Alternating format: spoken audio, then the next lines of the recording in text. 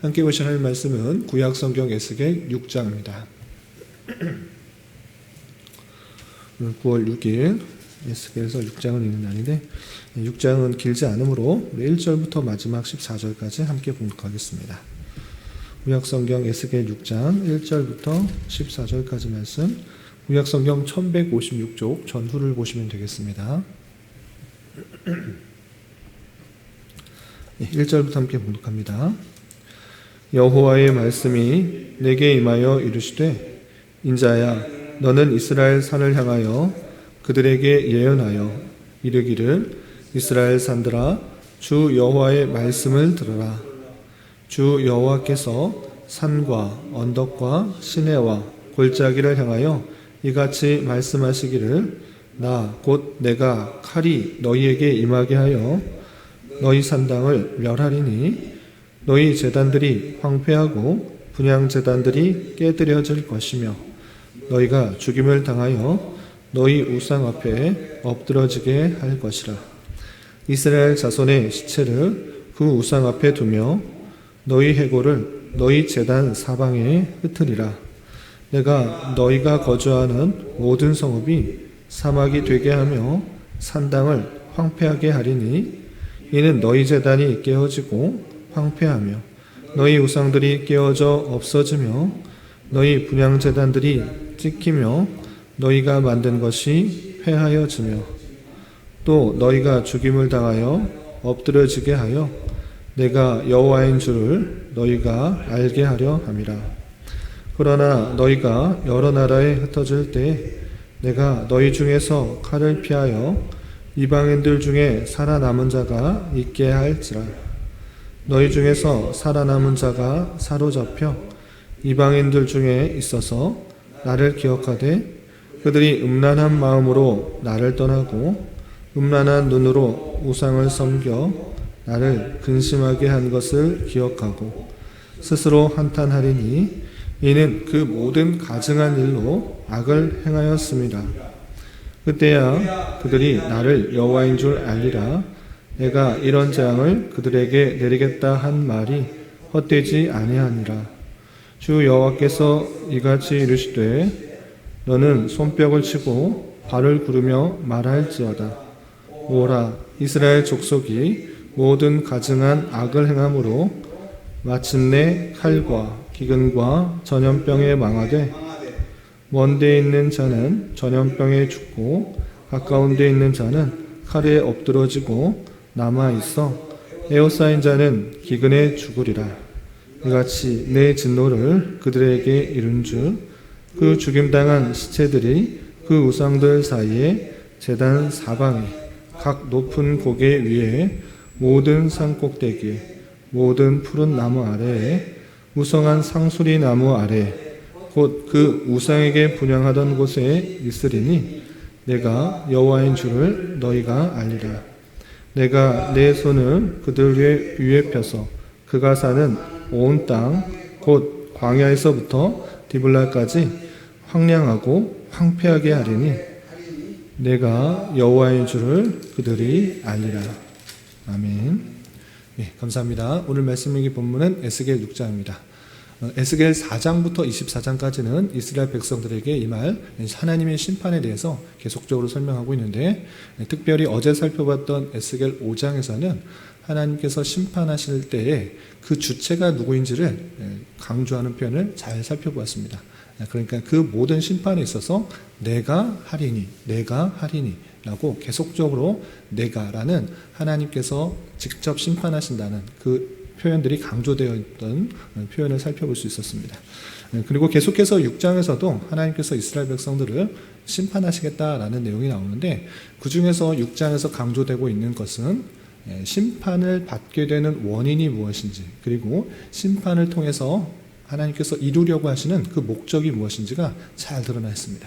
그렇다면 심판이 왜 일어나는지, 그 원인과 그리고 심판을 통해서 하나님께서 무엇을 원하시는지 그 강조된 표현을 오늘 말씀을 통해서 좀 살펴보도록 하겠습니다. 우선 6장 3절에서 보면 3절부터 7절까지는 하나님께서 어떻게 심판하실 것인가 라는 그 내용들이 나와 있는데, 그 내용을 먼저 좀 보겠습니다. 3절 보시면 이르기를 이스라엘 산들아 주 여호와의 말씀을 들으라.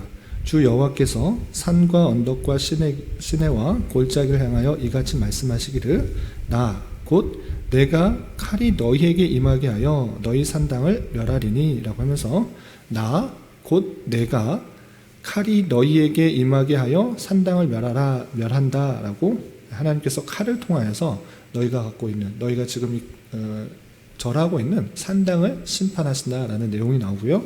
또 4절에서는 이런 표현도 있습니다. 4절 너희 제단들이 황폐하고 분향 제단들이 깨뜨려질 것이며 너희가 죽임을 당하여 너희 우상 앞에 엎드려지게 할 것이라 라고 하면서 제단, 분향 제단이 깨뜨려지고 너희가 엎드려지는데 어디에 엎드려지는가 라고 할 때 너희가 우상을 숭배하기 위해서 엎드렸던 그 제단, 그 우상 앞에 너희가 엎드려지게 될 것이다 라고 하면서 하나님의 심판이 우상을 섬겼던 그곳에 계속적으로 임하는 것을 볼 수 있습니다. 또 5절에는 이런 표현도 있습니다. 5절 보시면 이스라엘 자손의 시체를 그 우상 앞에 두며 너희 해골을 너희 제단 사방에 흩으리라. 이스라엘 자손들의 시체가 어디 있는가?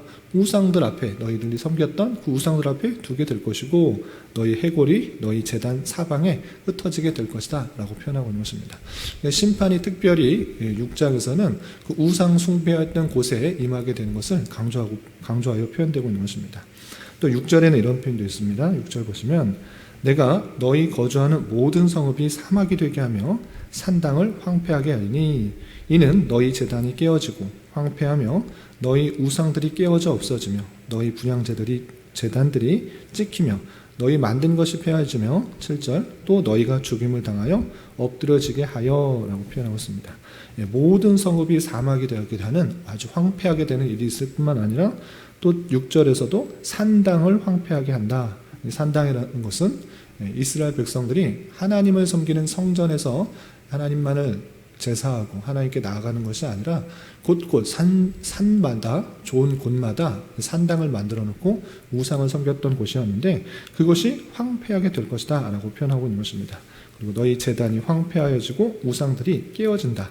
분향제단이 찍혀진다 라고 하면서 이스라엘 백성들이 섬겼던 그런 우상들 그리고 분향제단 여러 가지 것들이 완전히 멸하게 될 심판의 내용들을 살펴볼 수 있는 것입니다.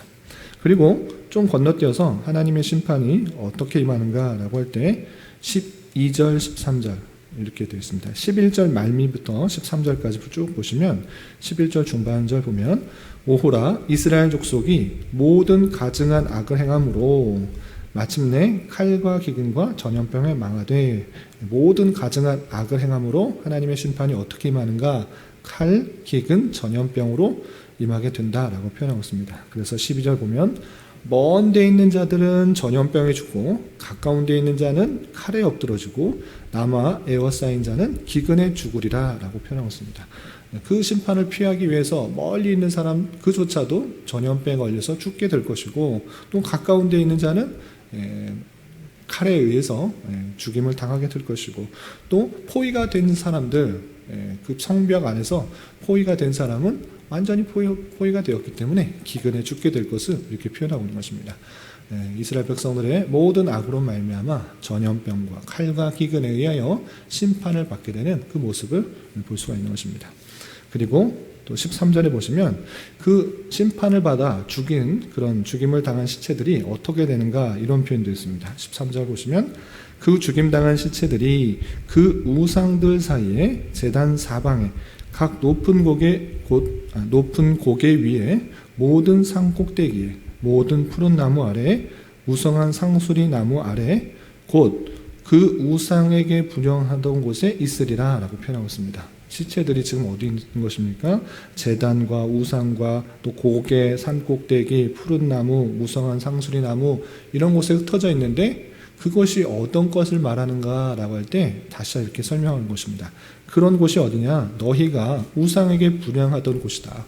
그 우상에서 분향하던 곳에 시체들이 널려져 있는 그런 모습들을 너가 볼 것이다 라고 표현하고 있는 것입니다. 이것을 통해서 특별히 이스라엘 백성들이 심판을 받아 많은 죽음을 맞게 되는 그 원인에 있어서 우상 숭배의 모습이 있었기 때문에 그곳에서 그렇게 철저하게 심판을 당하게 될 것을 표현하고 있는 것을 볼 수 있습니다. 이것은 그냥 잘못된 생각이 아니야. 제가 그렇게 생각하는 것이 아니라 실제적으로 말씀으로도 그렇게 표현하고 있는 것입니다. 어떤 표현이냐? 9절에 이렇게 직접적으로 이렇게 표현되어 있는 것입니다. 9절 중반절 보시면 이런 표현이 있습니다. 그들이 음란한 마음으로 나를 떠나고 음란한 눈으로 우상을 섬겨 나를 근심하게 한 것을 기억하고 라는 표현이 있습니다. 그러니까 그 심판의 아주 중요한 원인이 무엇인가 라고 할 때 음란한 마음, 나를 떠나고 음란한 눈으로 우상을 섬겨서 하나님을 근심하게 했다라는 것입니다. 하나님만을 섬기는 것이 이스라엘 백성들의 마땅한 자세임에도 불구하고 음란한 눈으로, 음란한 마음으로 곳곳에다가 우상을 만들어 놓고 분향단을 만들어 놓고 산당에서 그 우상을 섬기는 그 모습들, 그런 모습이 있었기 때문에 하나님께서 심판하시는 것입니다. 특별히 6장에서는 그 시체들이 그 산당 곳곳에 흩어지게 됨으로 말미암아 그 자리에서 우상 숭배했던 모습들, 그 모습 그대로 진멸하신다는 하나님의 심판 선언이 있는 것입니다. 이렇게 이스라엘 백성들의 악으로 인하여서 심판을 받게 되는데, 거기서 아주 중요한 핵심적인 그 심판을 받게 된 원인이 무엇인가라고 할 때는 우상 숭배인 것입니다. 하나님만을 섬기지 않고 하나님도 섬기고 또 다른 신도 섬기는 그 모습들이 있었기 때문에 심판을 받게 된 것입니다. 이런 말씀을 보면서 우리에게도 오늘날 동일하게 적용할 수 있는 것입니다. 나는 하나님만을 섬기고 있는가? 아니면 이스라엘 백성들과 같이 하나님도 섬기고 또 다른 것도 섬기고 있지 않은가? 되돌아봐야 될 것입니다. 우상 숭배에 대해서 잘 알아야 될 것은 어떤 신을 만들어 놓고 섬기는 것, 이것은 당연한 우상 숭배이지만 그렇게 다른 신들을 만들어 놓고 섬기지 않았더라도 그 우상 숭배가 될 수 있는 것은 무엇인가라고 하면 하나님보다 다른 것을 더 사랑하고 그것을 더 의지하고 나아갈 때 그것을 우상 숭배다라고 할 수 있는 것입니다. 그것이 하나님이 아니라 돈이 될 수 있고 가족이 될 수도 있고 명예가 될 수 있고 세상 사는 가치관이 될 수도 있는 것입니다. 그런 것을 더 의지할 때 하나님께서 안타까워하시면서 그것은 죄다 이렇게 말씀하시는 것입니다. 나는 정말 하나님만을 의지하고 하나님만을 섬기고 하나님만을 사랑하고 있는지, 아니면 기본적으로는 하나님을 섬기지만 하나님의 말씀대로 의지하며 나가는 것이 아니라 세상의 방법, 나는 돈을 쫓아 명예를 쫓아 세상 사랑을 쫓아 그런 것들을 쫓아 하나님 아닌 것을 더욱 쫓고 있지는 않은지 되돌아봐야 될 것입니다. 그리고 특별히 잘 아시는 말씀처럼 골로새서 3장 5절에서 보면 3장 5절부터 11절까지 보면 탐심이 곧 우상 숭배다라고 아주 바르게 지적하고 있는 것입니다. 하나님만을 가지고 하나님께서 주신 것을 그것을 감사하지 못하고 기뻐하지 못하고 자족하지 못하고 내 안에 있는 여러 가지 정욕, 탐심들, 그런 것을 쫓아 하나님께서 주신 것 외에 더 다른 세상의 여러 가지 것들을 좇으려고 하는 그런 모습들일 때 그것이 바로 우상 숭배다라고 바르게 지적하고 있는 것입니다. 우리 안에 정말 자족하고 감사하고 또 기쁜 마음이 있는가? 하나님께서 주신 은혜, 나를 사랑하셔서 예수 그리스도를 이 땅에 보내시고 그로 말미암아 그 십자가에 달려 돌아가신 것으로 말미암아 내가 구원을 받았다. 그것으로 인한 기쁨과 감사와 모든 만족이 있는가를 되돌아보고, 그렇게 예수 그리스도께서 십자가에 달려 돌아가시기까지 나를 사랑하셨다라는 것은 아들을 내어 죽기까지 내어주지 않으시니까 어떤 것을 더 주지 않겠느냐라는 그 로마서의 말씀, 로마서 8장의 말씀처럼 우리에게 필요한 것을 아시고 다 채워주신다는 것을 굳게 믿고 내게 주어진 자리에서 감사와 기쁨과 자족하는 마음이 있어야 되는 것입니다. 그런데 이런 사랑들을 확인하지 못하고 세상의 여러 가지 물질이나 명예나 부와 어떤 다른 것을 취하려고 하는 것, 그것이 곧 탐심이 되는 것이고 그것을 쫓아 하나님 외에 다른 것에 마음 빼앗기고 또 그것을 쫓아 나아가는 모습들, 그것이 바로 우상숭배다라고 지적하는 모습들을 잘 살펴야 될 것입니다. 그래서 이스라엘 백성들의 죄만 지적하고 나무랄 것이 아니라 오늘날 우리에게도 발견할 수 있는 그런 우상숭배와 같은 탐심의 모습은 없는지 삼가 되돌아보며 하나님만을 온전히 섬기고 따르고 나아가야 될 것입니다. 그리고 그 심판의 목적이 무엇인가도 오늘 6장에서도 잘 나와 있습니다. 에스겔 전체에서 강조되는 표현이기도 하지만 6장에 여러 번 반복해서 또 나와 있는 것이 있습니다. 그건 무엇인가? 심판을 통해서 이스라엘 백성들을 완전히 멸하시려고 하는 것, 우상 숭배하면 죽는다, 이것을 말하는 것이 아니라 그것을 통해서 하나님께서 어떤 마음을 갖고 계시는지를 알아라. 나가 여호와인 줄 알아라. 이 세상 모든 만물을 다스릴 뿐만 아니라 택하신 백성에게 약속하신 그 약속에 따라 이끌어 나가시는 그 여호와인 줄을 알라. 그것을 알려주려고 이렇게 심판을 행하시는 그 모습을 보십니다. 어떤 표현들이 있는가 보시면 오늘 4번씩이나 6장에서만 4번씩이나 반복되는 표현이 있는데 7절에 이런 표현이 있습니다. 7절 보시면 또 너희가 죽임을 당하여 엎드러지게 하여 죽임 당하여 엎드러지게 된다. 왜 이렇게 심판을 하셨는가? 그 목적을 이렇게 7절 하반절에 이렇게 표현되고 있는 것입니다. 엎드러지게 하여 내가 여호와인 줄을 너희가 알게 하려 함이라. 심판하실 그냥 멸하려고 하는 것, 너 나 온전히 순종하면 안 하면 망한다, 죽는다, 이걸 말하는 것이 아니라 그 심판하는 그 모습을 통해서 내가 여호와인 줄 알아. 내가 약속하셨고 내가 스스로 있는 자이고 내가 모든 것을 통치하고 운행하시는 것을 너희는 깨달아라 라고 표현하고 있는 것입니다. 7절에만 이렇게 표현된 것이 아니라 또 10절에도 이렇게 표현되어 있습니다. 10절 그때야 그들이 나를 여호와인 줄 알리라. 어느 때입니까? 음란한 마음으로 우상 숭배했을 때 하나님께서 심판하였다라고 생각하여서 9절 말미에 보면 스스로 한탄하리니 이는 그 모든 가증한 일로 악을 행하였음이라. 악을 행하였기 때문에 하나님께 심판하셨구나 스스로 깨닫게 된다는 것입니다. 그때야 10절 그때야 그들이 나를 여호와인 줄 알리라. 그냥 하나님 안 섬겨도 하나님 안 섬기고 우상 숭배해도 내 마음대로 살아도 뭐 하나님께서 심판도 하지 않으시네, 뭐 아무 일 없네, 이렇게 생각할 수 있으나 그런 것이 아니라 그렇게 악을 행하게 될 때 하나님만을 섬기는 것이 아니라 탐심과 또 정욕 가운데 살아가게 될 때 하나님께서 심판하시는 것을 통해 깨닫게 되고 그때야 그들이 나를 여호와인 줄 알게 된다라고 표현하고 있는 것입니다. 또 건너뛰어서 13절 말미에 보면 이런 표현이 있습니다. 13절 아까 읽은 것처럼 그 죽음을 당한 시체들이 어디 있는가? 그 우상을 분향하던 것, 우상을 섬겼던 곳에 널려져 있을 것이다 라고 말씀하셨습니다. 왜 그렇게 하셨습니까? 그냥 아무데나 모여서 죽음을 당하게 되면 되는데 그 시체가 너희들이 분향하였던 그 산당과 그 산들과 여러 곳에 흩어져 있을 것인데 그렇게 돼야 무엇을 알게 되느냐? 13절 말미에 그 우상하게 분향하던 곳에 있으리니 내가 여호와인 줄을 너희가 알리라 라고 표현하고 있는 것입니다. 하나님만이 참된 신이고 세상의 헛된 많은 우상들은 헛된 신일 뿐이다. 너희가 섬겼던 엎드려 절하였던 분향하였던 의뢰하였던 그 신들이 너의 삶을 주었느냐 생명을 주었느냐? 아니다. 그냥 너에게는 죽음밖에 있지 못하였다. 이것을 통하여서 내가 여호와인 줄 스스로 있는 자이며 하나님께서 약속하신 것을 신실하게 지키며 또 이 세상 모든 것을 섭리하고 다스리는 주관자이다라는 것을 보여준다라고 표현하고 있습니다. 또 마지막 14절에 이런 표현이 있는 것입니다. 14절 보시면 내가 내 손을 그들 위에 펴서 그가 사는 온 땅 곧 광야에서부터 디블라까지 황량하고 황폐하게 하리니 심판을 하신다 이런 뜻입니다. 심판하신 목적이 그 뒤에 14절 말미에 이렇게 표현된 것입니다. 내가 여호와인 줄을 그들이 알리라. 내가 여호와인 줄을 그들이 알리라. 내가 여호와다. 내가 하나님이다. 나만이 참신이다. 라는 것을 그 심판을 통해서 알게 하겠다라는 하나님의 뜻이 담겨있는 모습을 볼 수 있는 것입니다. 이런 모습을 통해서 하나님께서 심판하시는 것은 그들을 완전히 멸하고 완전히 없애려고 하시는 것이 아니라 하나님께서 어떤 분이신지를 드러내고자 하시는 심판이라는 것을 알 수가 있는 것입니다.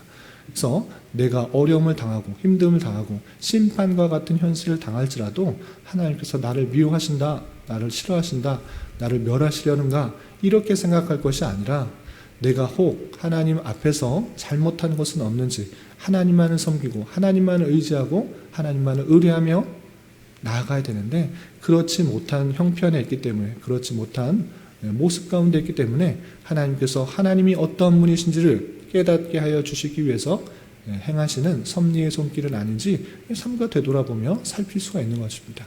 그리고 이 모든 것을 주장하는 분이 누구이신가? 그것을 깨닫는 것이 중요합니다.